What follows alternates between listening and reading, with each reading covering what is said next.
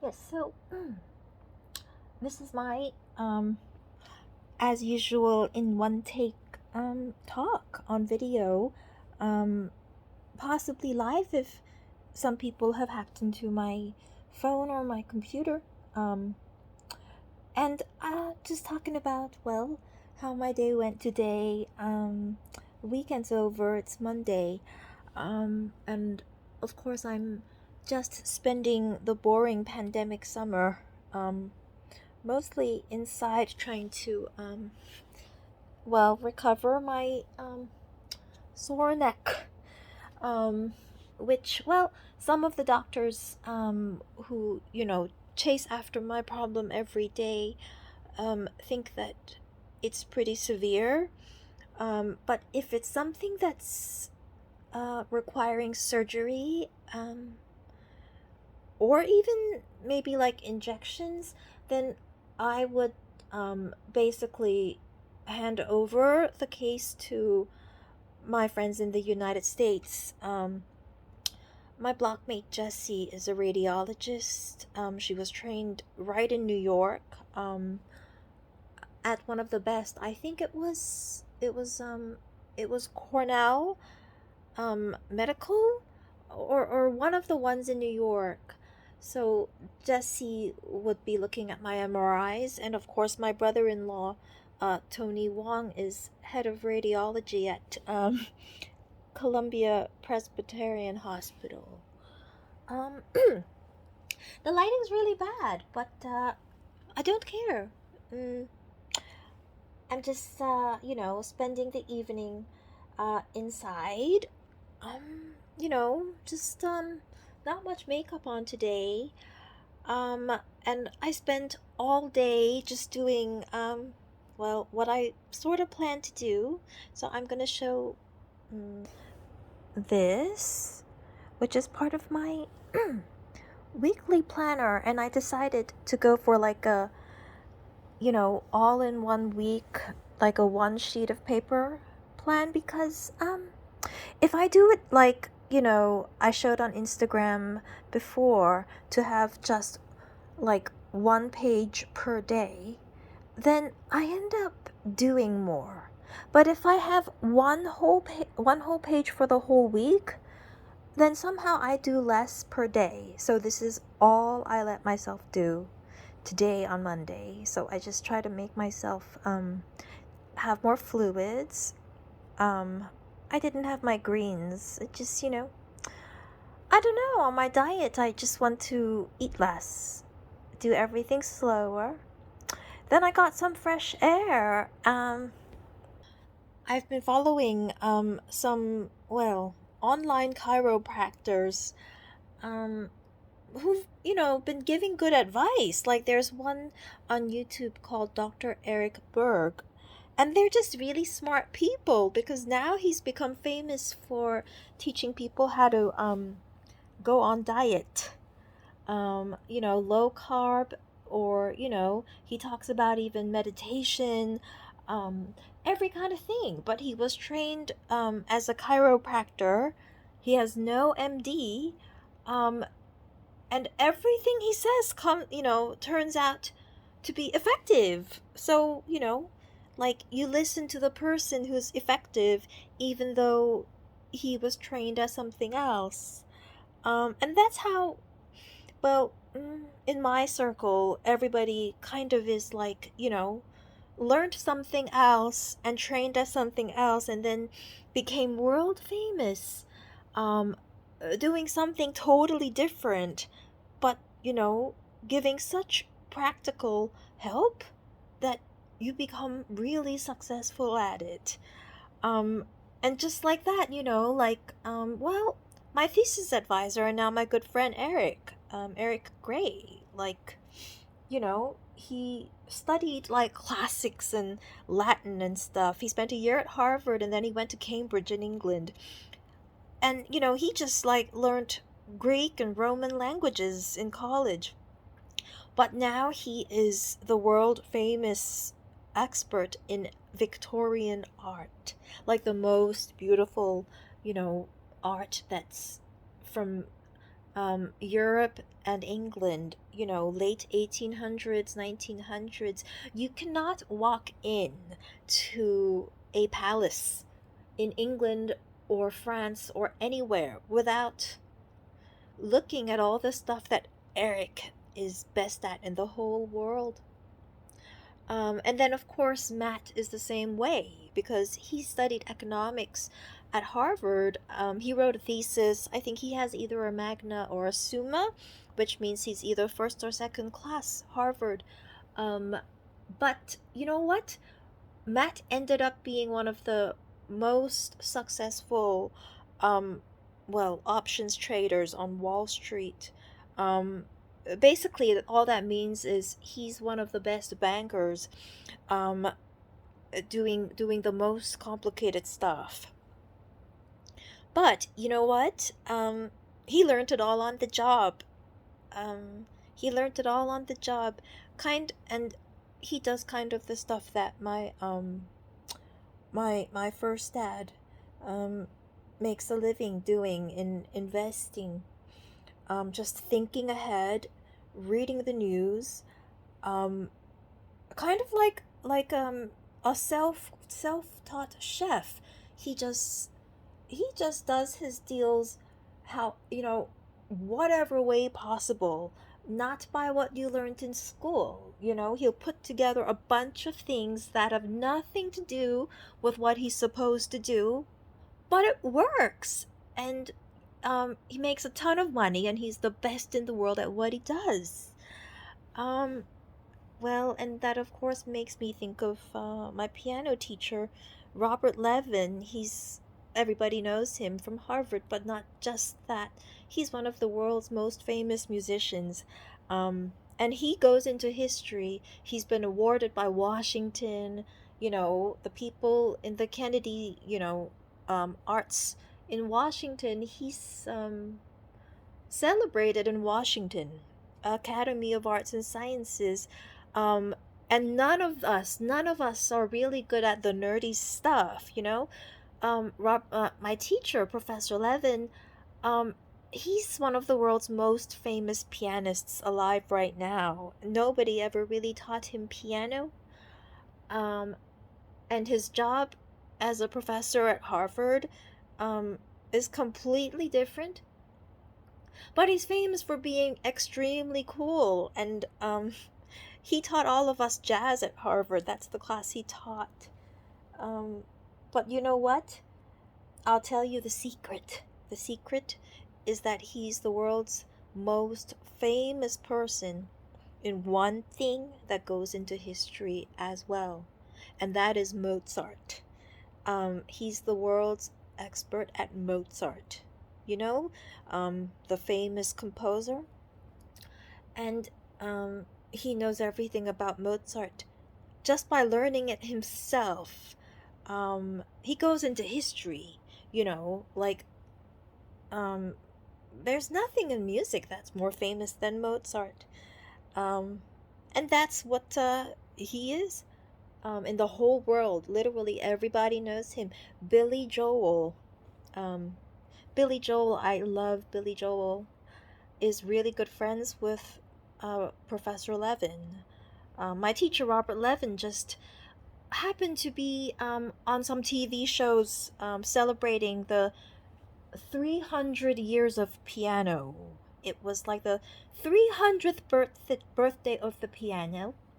And my teacher was on the show, TV show, one of the most famous shows ever. Even my parents in Hong Kong watched the show.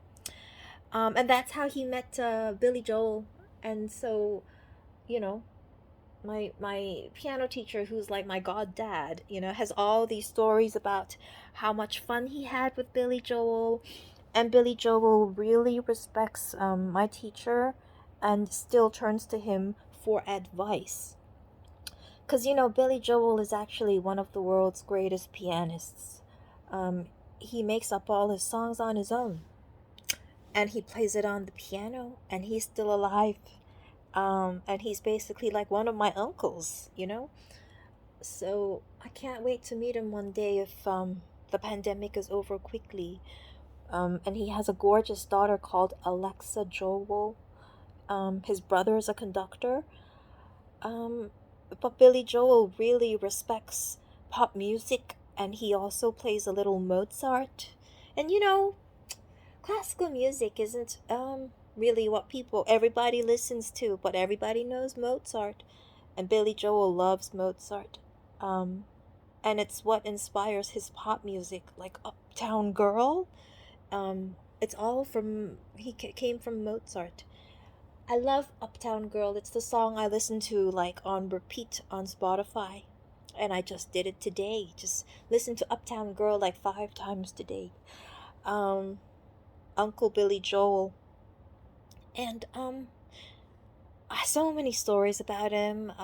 My teacher, Professor Levin, since I was like 20, even like 20 something years ago, he'd be talking about how, he gets phone calls from Billy Joel to get help on composing his songs. Um, just so amazing. How everybody who's close to me in my life is world famous for stuff that they never learned in school. We just learn on the job. Whatever, it's just like me too. Whatever I feel like doing, I just go and I do it. And I never learned how to do it, and you become world famous at it. Um, well, in my case, I don't really know, but I want my parents to know what I do easily. I can just get on the phone, get on the camera, and start talking and revealing um, every truth um, without any hesitation, and just completely speak my mind and my thoughts in one go with no bloopers, no like retakes, no like, second take or editing afterwards. That's how we all are. And of course, I'm continuing on my video last Friday talking about all our friends from back at Harvard, where pretty much we dominated the party scene. I mean, so many people have been to like the house parties that Terry and I like to go to. Natalie Portman participated in the house parties that Terry and I were so lucky to be invited to, because you have to be invited. You have to be invited. And Terry and I are so grateful because we get invited and we get invited back, and we get to go, to the second floor or the third floor, because the boys invite us. Um, you know, I don't know why. It's just I don't know. It's just we're really lucky. We all go to the best parties, but now we've grown up, and we're involved in the best adult stuff. The biggest charities, things that really make an impact in America. We just get in there and then completely become a part of it. So that's what's in my mind today. Um, Wondering what I should watch on Netflix, but I just wanted to say that Paris Hilton has a new show, and it's airing in 2 days. And it's called Cooking with Paris, and she features Kim K in it. And did you know that Kim K was Paris's assistant? Like back in the noughties when she was just her face appeared everywhere. Um, so funny, you know. Um, so yes, my neck is still hurting. I'm sitting on this $3,000 bed wedge, which I was talking about the other week. Um, Somehow it it does make you feel better. This is the mirror that I place against the wall now. The bed wedge is like a slanted thing, a little soft but not really. Then I have this massage. It's called the Thera neck massage. Order off Amazon, and literally just hold on. Hold on. Hold on. Hold on. There you go. Hold on. Can you hear? Oh, makes my neck because I have to remind myself like every few minutes where my posture is. So that's what I have going on with the neck. Then I also have hold on. Oh, oh. Uh-uh. There we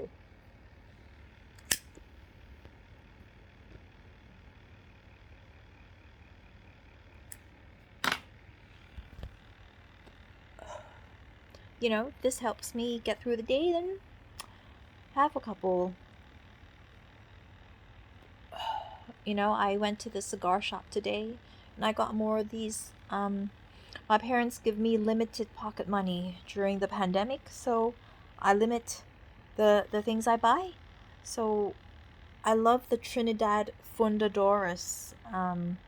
But you know what? It's like almost $100 per cigar, so I get the cheaper one.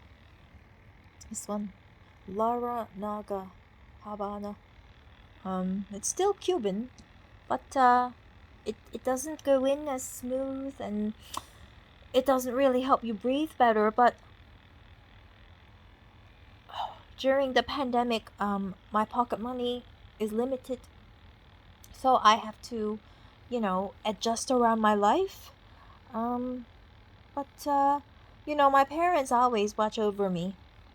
I'll always be safe, but I miss the good old days when my credit cards didn't have a limit. Um, of course, I know they will give me more pocket money again as soon as the pandemic is over. Um, and they won't mind because they always watch over me. But um, for now, I have to be, you know, kind of spending a little less money. But it's a simple life, and still, I'm happy enough. I just look forward to seeing all my friends again after the pandemic, and they tell me this is not forever. So I just, sit pretty, stay pretty, and wait for the pandemic to somehow be over. Um, there's not much dating life going on during the pandemic. Mm, hold on. He keeps going out.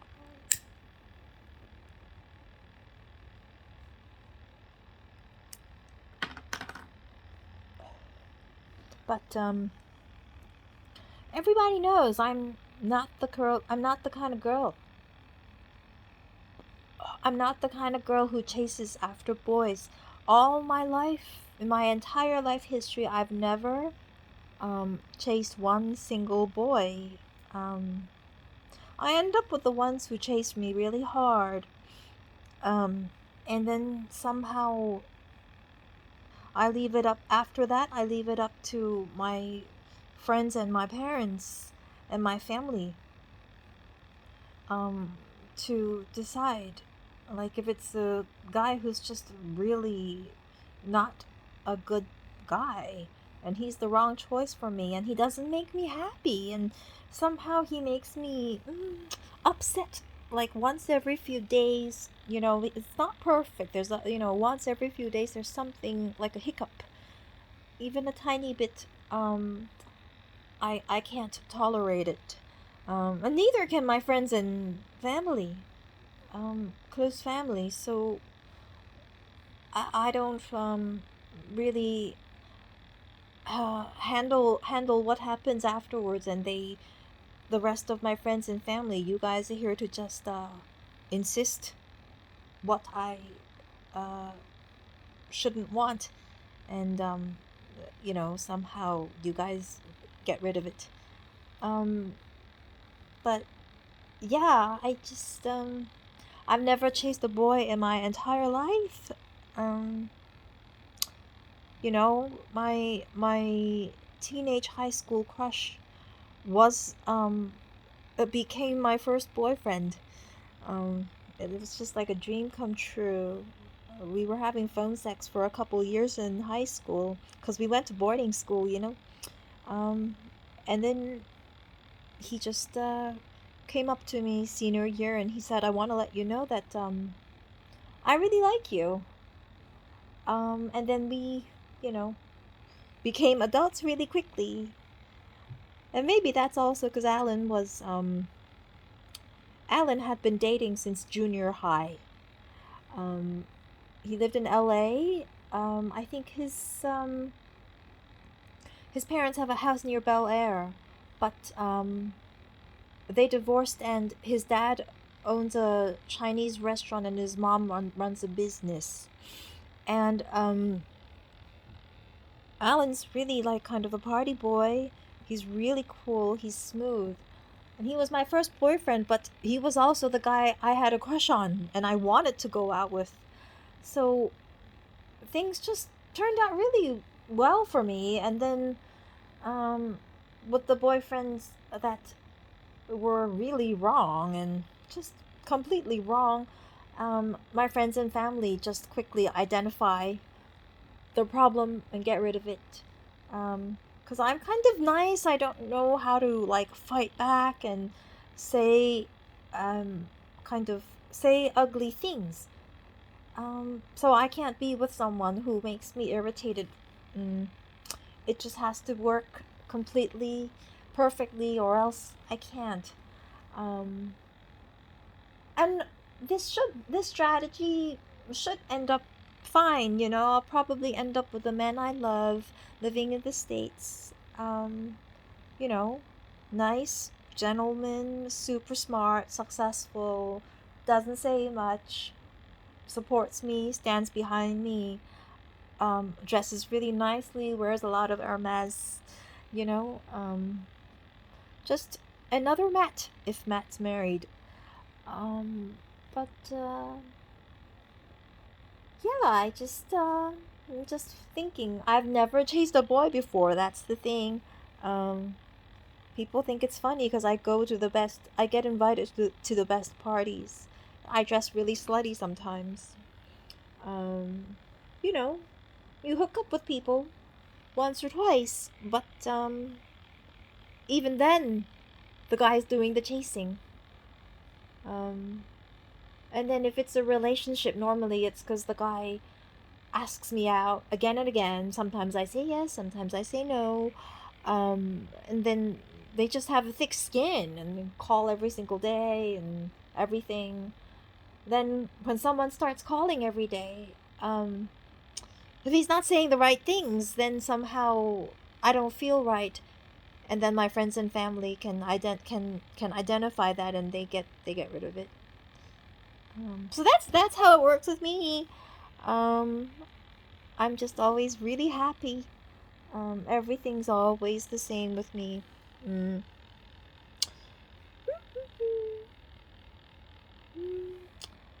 Well, right now I'm going on a diet and it's going well. I just ordered sweet watermelons and a lot of like Chinese herbal soups because while I am staying in Hong Kong for the pandemic and it's not forever, I may as well take advantage of the excellent Chinese food. You don't get it back in the States.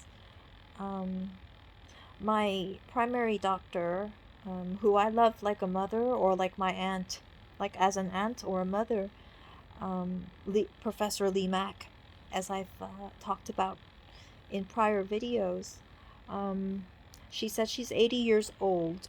She told me that last week. So she's 80 years old. She's a little bit old, so she's getting things set up.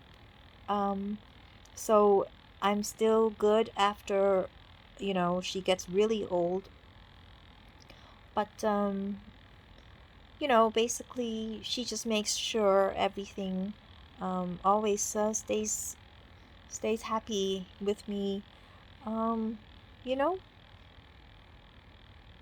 I've always got my parents, um, and I don't know yet exactly how much pocket money they give me. um, like I never will sign anything for others or sort of like or write anything um, to people I don't know. None of that. My mom and dad and my friends just arrange everything for me, and I stay like a happy person forever. And I went through some trauma which I never fully understand, and my friends and family always tell me the same story. Um, and we are all sort of staying together, mm, sort of dying together in a way, but really happy together. And I just look forward to fashion shows, um, lots of charity organizations, because I love to help. I'm a smart girl and I can get things done. So, big charities, because big charities have big fancy balls. Yeah, fashion shows, big fancy balls from big charities. Um, and then organizing lots of fancy cocktails, balls, and house parties so that all my amazing friends can always get together and we have fun chats, and everybody's like a famous artist, actor, businessman, doctor. um and I'm not famous for being good at anything, but I'm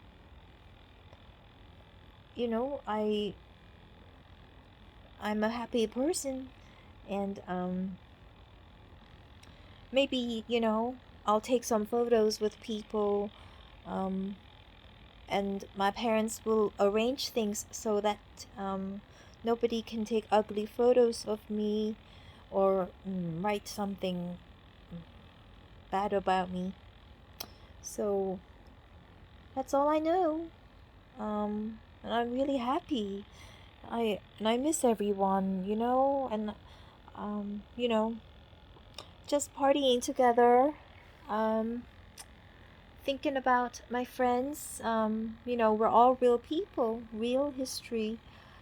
Um, there are places that we haven't been, but we don't really like we don't feel like we're missing out on stuff. Um, just really happy.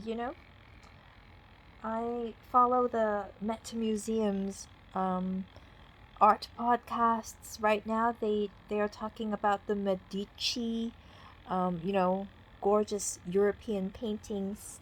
Um, Maybe if I stay involved in the European paintings, I get to do some trips with friends to the European museums, big museums in Paris. Um, Especially because, Paris is the city my parents invest in. So I'm really, really happy, and I'm really, really lucky. Um, and I hear horrible noises outside my house, but my friends help me to ignore it because we never know what that is.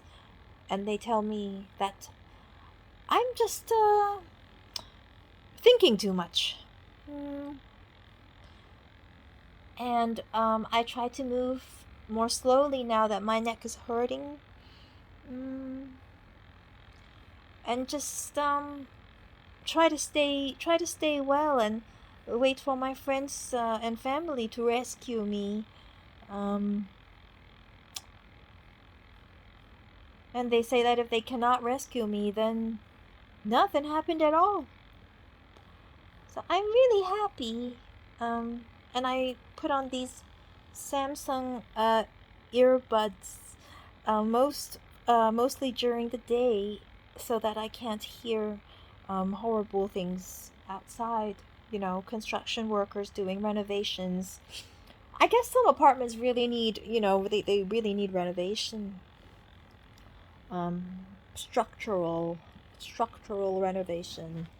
I don't know, but here everything doesn't need any work, and so we all just stay good. And we're proud, even though we partied a lot when we were young. I remember really, really liking the Phoenix when I was back in school at Harvard. Beautiful house. And Terry and I would sit by the window that would protrude out. And a spring day, windows are open, and we're up at the top sitting there just perched enjoying life. And then the boys invite us back because I don't know. I guess back then we were pretty.